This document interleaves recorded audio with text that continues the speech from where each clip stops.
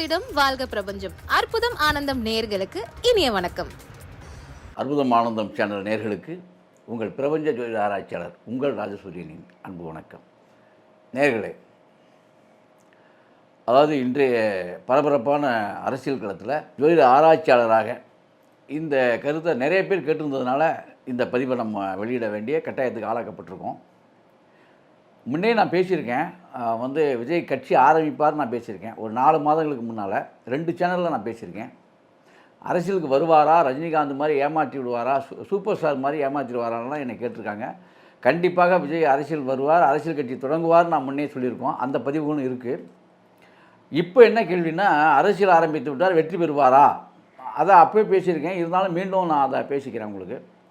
அதாவது காலபுருஷ தத்துவத்தின்படி அவருடைய ஜாதகம் இப்போ எனக்கு கொடுத்துருக்க, அதாவது நேரடியாக அது உண்மையாக பொய்யா நமக்கு தெரியாது. எனக்கு வந்திருக்க தகவல் படி எனக்கு கொடுத்த அந்த டேட்டா பொறுத்து, டைமாக பொறுத்து, பிளேஸாக பொறுத்து கொடுத்தபடி நம்ம பேசிக்கிட்டு இருக்கோம் சேனலில். ஆனால் அது உண்மையிலேயே அந்த நேரம் தானே நமக்கு தெரியாது, சரியா? ஆனால் காலபுருஷ தத்துவத்தின்படி பிரசன்னம் எடுத்து இப்போ நம்ம பேசிகிட்டு இருக்க அந்த விஷயங்கள் நடைமுறை சாத்தியமே, அதில் எந்த மாற்று கருத்தும் கிடையாது. அதனால இந்த பதிவை நம்ம இப்போ போடுறோம்.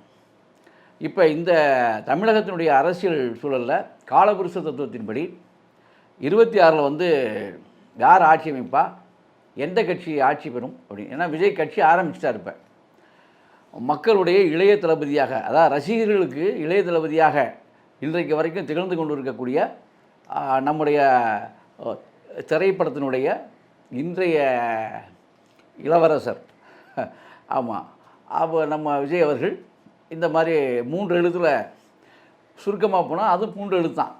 3 எழுத்து இயக்கம் கண்டுவிட்டார்.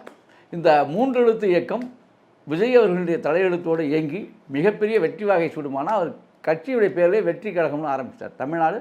தமிழக வெற்றி கழகம்னு ஆரம்பிச்சிட்டார்.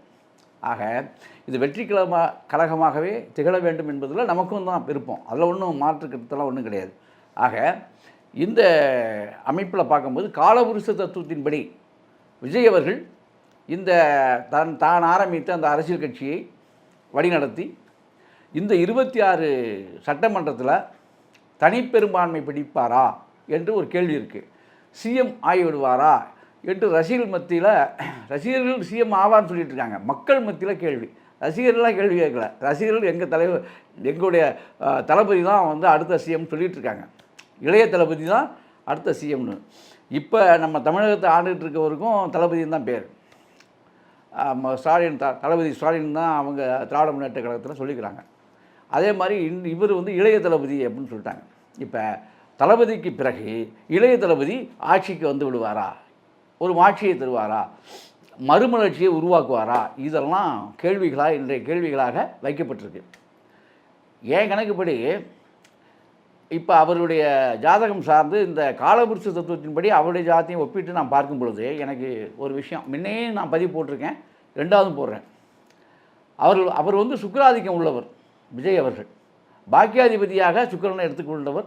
காலபுருஷ தத்துவத்தின்படி சுக்கிரன் 2 7ஆம் வீட்டுக்கு அதிதேவதையாக இருக்கார். அவர் காலபுருஷ தத்துவத்தின்படி 2 7க்கு அதிதேவியான இந்த சுக்கிர பகவான் விஜய் அவர்களுக்கு பாக்கியாதிபதியாக செயல்படுகிறார்.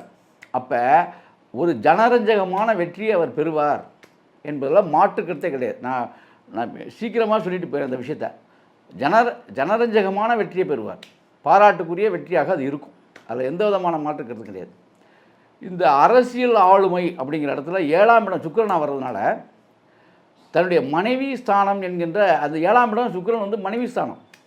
இந்த மனைவி ஸ்தானம் கூட இருந்து செயல்பட்டால் மிகப்பெரிய சிறப்பை அவர் பெறுவார் என்பது ஜாதக ரீதியான, நான் காலபுருஷ தத்துவத்தின்படி பிரசன்ன ஜாதகமாக இதை நான் உங்களுக்கு சொல்கிறேன். இதுதான் உண்மை. அது மாதிரி இருந்தார்னா அரசியல் ரீதியாக அவர்கள் மனைவி இணைந்தால் மிகப்பெரிய ஒரு இன்னும் மாபெரும் வெற்றிகளை அவர் உருவாக்கி கொள்ள ஏதுவாக இருக்கும். ஒன்று. அது மட்டும் இல்லை, இந்த 2ஆம் இடமும் தன குடும்பஸ்தானமாகவும் சுக்கிரன் வர்றார். அப்போ குடும்பாதிபதியாகவும் அவர் வந்துடுறார். அப்போ குடும்ப நபர்களுடைய மனச்சஞ்சலத்தை அவர் போக்கி குடும்ப நண்பர்களுடைய மனபாரங்களை குறைத்து குடும்ப நண்பர்களோடு அவர் இயங்கினால், நட்பு கொண்டு இந்த இயக்கத்தோடு இயங்கினால் மேலும் சிறப்பாக பல்வேறு வகையான மாற்றங்களை அவர் வந்து ஏற்றங்களை அவர் பெறுவார் என்பது ஜாதக நீதி. அப்போ ஏன் அப்போ வந்து சுக்கிராதிக்கம் ஆமாம் இல்லைன்னு சொன்னால் வேறு ஒன்றும் இல்லை, வெளியிலேருந்து இடர்பாடுகள் அதிகமாக அவர் சந்திக்க வேண்டியிருக்கும். அது பார்த்துக்கலாம், வெற்றி பெறுவோங்கிற நம்பிக்கை எல்லா தலைவர்களுக்குமே இருக்கும். அது விஜய் அவர்களுக்கு சொல்லவே வேண்டாம். அவர் வந்து குயுக்தி படைத்தவர். குயுக்தி அப்படின்னா சமயோசிதமான சிந்தனையாளர். அது மட்டும் இல்லை, அவருடைய நெறி சார்ந்து அவருக்கு பார்க்கும் பொழுது இந்த செவ்வாய் வந்து ஒரு தனித்துவமான ஆளுமை வேண்டும்னு நினைக்கக்கூடிய ஒரு ஆள். ஏன்னா செவ்வாய் ஆதிக்கத்தில் செவ்வாய் வருது. அப்போ காலபுருஷ தத்துவத்தின்படி செவ்வாய் யாருன்னு கேட்டால் தலைமையே செவ்வாய் தான். ஆகவே தான் இந்த கட்சிக்குள்ளேயோ அவர் நினைக்கிறது நல்லது தான், கட்சிக்குள்ளேயோ பொதுநலம் சார்ந்து ஒரு இயக்கம் ஆரம்பிக்கிறதுனால குடும்பம் வேண்டாம் என்று அவர் நினைப்பது சரிதான். ஆனால் அதாவது குடும்பத்தவர்களை இதுக்குள்ளே கொண்டு வர வேண்டாம்னு நினைக்கிறது ஒரு நல்ல நோக்கமாக கூட இருக்கலாம். மேபி அவர் அப்படி நினச்சிருக்கலாம், நினைக்காமலும் இருக்கலாம். ஆனால் இந்த 2ஆம் இடமும் சூஷகம் என்ன சொல்லுதுன்னா, இந்த 2ஆம் இடமும் 7ஆம் இடமும் குடும்ப ஒற்றுமையை கருத்தில் கொண்டு சுக்கிராதிக்கம் அவருக்கு மேலோங்கி இருப்பதால் இந்த அளவுக்கு இன்னொன்று சொல்கிறேன், அவர்கள் ஒப்புக்கொண்டாலும் சரி, சுக்கிராதிக்கம் என்பது மனைவியால் பெறும் யோகம், சந்திராதிக்கம் என்பது தாயால் பெறும் யோகம். அவருக்கு சந்திரனும் சிறப்பாக இருக்குது. அந்த அடிப்படையில் தான் இந்த சந்திராதிக்க யோகம், அதாவது தாயாலும் மனைவியாலும் மிகப்பெரிய யோகத்தை எட்ட வேண்டிய ஜாதகர் என்று ஒரு பொருள் வருது இங்கே. இதில் என்ன சொல்லணும்னா, இந்த வெற்றி மட்டுமே ஒரு ஒரு ஒரு மனிதனுக்கு எங்கே நம்ம தக்க வைக்கிறோம்னா, ஒரு விஷயத்தை நல்லா புரிஞ்சுக்கணும், தன்னை சார்ந்தவர்களும் மகிழ்ச்சியாக இருக்க வேண்டும் என்பதில் நம்ம தனி கவனம் வைக்கணும். உலகில் உள்ளவர்களுக்கு, அதாவது நாட்டு நலம் பேணுவது மிக சிறப்பு, வீட்டு நலமும் பேண வேண்டும் என்பது அதைவிடவும் சிறப்பு. ஆகவே இவர் ஆளுமை தன்மையில் சுக்கிரபலம் இருப்பதால் இவர் தன்னுடைய கட்சியில் கூட திருமணமாகாத ஒரு கன்னிப்பெண் திருமணமாகாதவராக இருந்து அவருக்கு முன்னிலைத்துவம் அந்த கட்சியில் கொடுத்து, ஏன்னா சுக்கிராதிக்கம் இருக்குது, கொடுத்தாருன்னா இந்த இயக்கம் மீண்டும் பெரிய வலு பெறும். அதாவது இப்போ இருக்கிற நிலையை விட வலு அதிகமாக பெற்று பல வெற்றிகளை குவிக்கும். இதெல்லாம் வந்து ஜோதிட தர்மம், இந்த ஜோதிட ரகசியங்களை நான் சொல்கிறேன். இதுதான் உண்மையான விஷயம். அப்போ இதிலேருந்து நீங்கள் சொல்ல வர்றது, இந்த இயக்கம் சரிங்க, இதெல்லாம் நடக்கலை, எப்படியோ இந்த கட்சியை தொடங்கிட்டார், இந்த கட்சி வெற்றி பெறுமா எப்படிங்கிறத நீங்கள் கேட்கும்போது, இந்த காலபுருஷ தத்துவத்தின்படி தமிழகத்தில் பெரிய மாற்றங்கள்லாம் நிகழப்போகுது, சமீப காலங்களையும் நடக்கப்போகுது. இந்த ஆண்டுக்குள்ளேயே சில சில தலைவர்களுக்கு உடல் ரீதியான பிரச்சனைகளும் உயிர் சேதங்களும் உடல் சேதங்களும் கூட இந்திய அளவிலேயே, அது தமிழக அளவிலேயே கூட நடக்க போகுது. இதெல்லாம் உண்மையான ஒரு விஷயம். அப்போ இதுலேயே அரசியல் மாற்றங்கள் உருவாக போகுது. ஒன்று. ரெண்டாவது, இவர் வந்து செவ்வாய் ஆதிக்கம் உள்ளவராக இருக்கிறதுனால கண்டிப்பாக நினைச்சதை சாதிச்சிடுவார். அதெல்லாம் உண்மை. இதில் இடர்பாடுகள் எங்கேன்னா, கோர்ட்டு வழக்கு, ஏன்னா சூரியனுடைய துவம், அதாவது தகப்பன் ஸ்தானம் சொல்லக்கூடிய சூரியத்துவம். ரெண்டாவது, சூரியன் ஜாத ரீதியாக பிரசனத்தின்படி சூரியன் தான் பகையாகிறார். அப்போ சூரியன் பகையாகும் பொழுது அரசு ரீதியான அரசாங்கமே இவருக்கு பகையாக இருக்கும். அரசு பகையை ஏற்கொள்ள வேண்டிய ஒரு தருணம். இந்த அரசு பகையால் இவருக்கும் இவர் கட்சிக்கும் பல்வேறு இன்னல்கள் உருவாகும். அதுக்கு தான் சொன்னேன், இங்கே சுக்கிராதிக்கம், மனைவி இந்த மாதிரி தாய், இந்த மாதிரி அதாவது பெண்கள் தாய் மனைவி இவர்களை முன்னிறுத்தும் பொழுது கண்டிப்பாக இந்த பிரச்சனை குறையும். இதெல்லாம் ஞாபகத்தில் வச்சுங்க. இது ஜாதக ரீதியான சூட்சம். ஆக இதையெல்லாம் எதிர்கொண்டு செவ்வாய் ஜெயிப்பார். ஏன்னா அதாவது தனித்துவமாக செவ்வாய்ங்கிறது வேறு யாரும் இல்லை, முருகப்பெருமான் செவ்வாய். அவர் வெளியில் வந்து தனக்கென்று ஒரு நாடு, தனக்கென்று மக்கள் அப்படின்னு உருவாக்கி வந்ததாக வரலாறு இருக்குது. இதே நிலை தான் இவருக்கும். ஆக எப்பேற்பட்ட பிரச்சனைகளும் அவர் கடந்து விடுவார் என்பதற்கு ஒரு சான்று.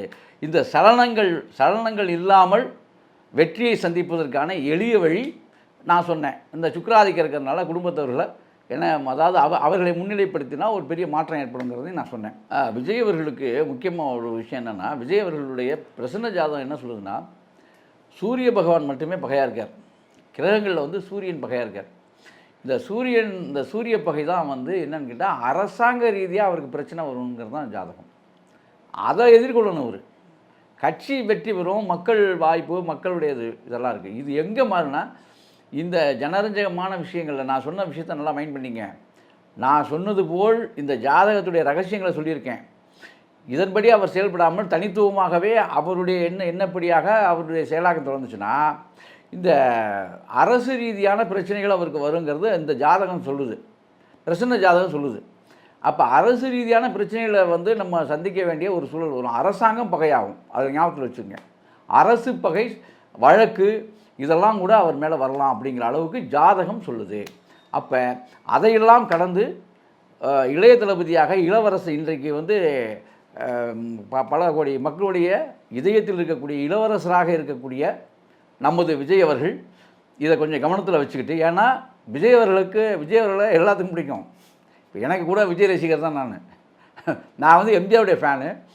விஜய் எனக்கு ரொம்ப பிடிக்கும். ஏன்னா அந்த துள்ளலான, அந்த வீரமான, விவேகமான அந்த பேச்சாற்றல், நடிப்பு இதெல்லாம் வந்து எல்லாத்தையும் கவரும்.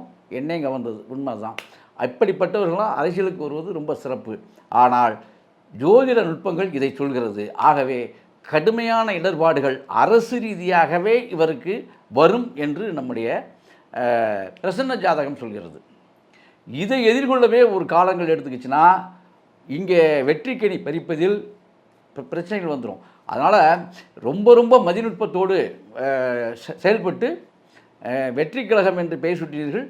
இது வெற்றி கழகமாக நீங்கள் மாற்ற வேண்டும் என்று நானும் வேண்டிக் கொண்டு விடைபெறுகிறேன். அற்புதம், ஆனந்தம்.